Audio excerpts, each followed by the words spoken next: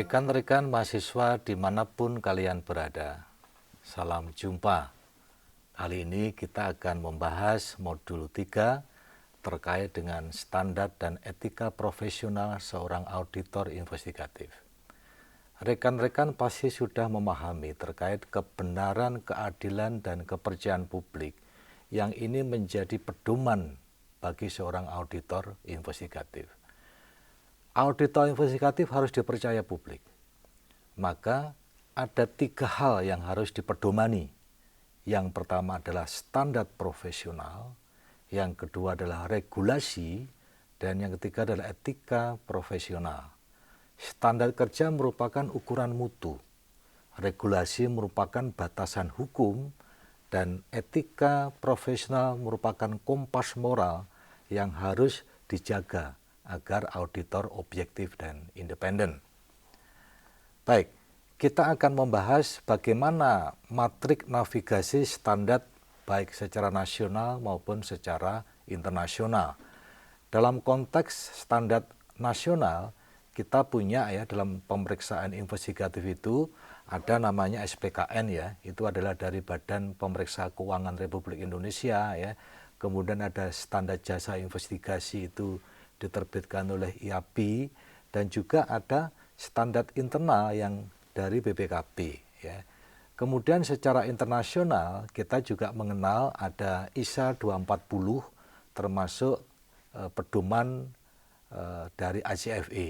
Ini adalah referensi-referensi yang bisa dipakai untuk dasar auditor investigatif melakukan pekerjaan profesionalnya baik secara hukum, secara standar maupun secara etika ya.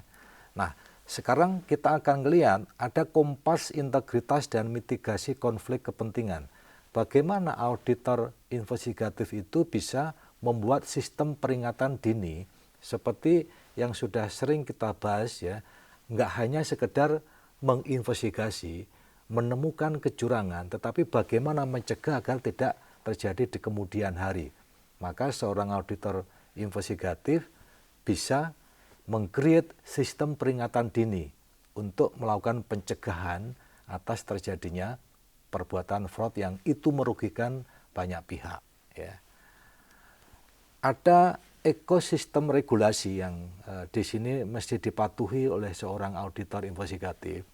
Yang pertama secara internal nih, dia harus patuh kepada standar profesi, dia harus patuh kepada kode etik profesi. Kemudian secara eksternal ya, dia harus mematuhi regulasi maupun peraturan yang terkait. Itu nggak boleh dilanggar. Bukankah seorang auditor investigatif itu akan mengungkap penyimpangan terhadap sejumlah kriteria berupa peraturan perundang-undangan?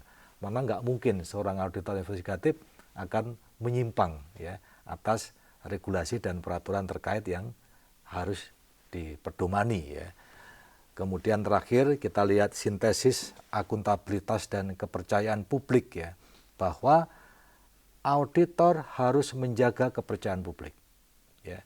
Dia harus mengintegrasikan input, proses, output ya, semuanya harus comply, patuh terhadap standar profesi dan juga kode etik.